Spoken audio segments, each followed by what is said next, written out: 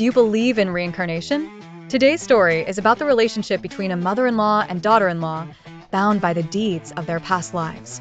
A new daughter-in-law had come into the house, bringing joy to the entire family.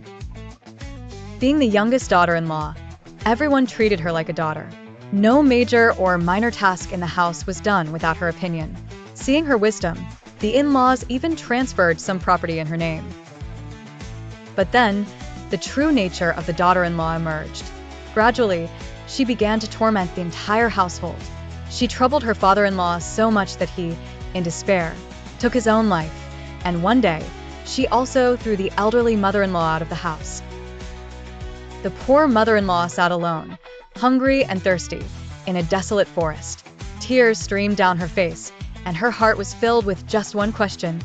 "Oh God, we have never done wrong to anyone. Why is this happening to us?" At that moment, a wandering sage arrived. The mother-in-law, in tears, narrated her entire plight to him. The sage smiled and said, "Mother, this is not from this birth. It is the account of your past life." The mother-in-law was taken aback. "What do you mean, Baba?" The sage explained. "In your past life, you were a moneylender. You had wealth and power.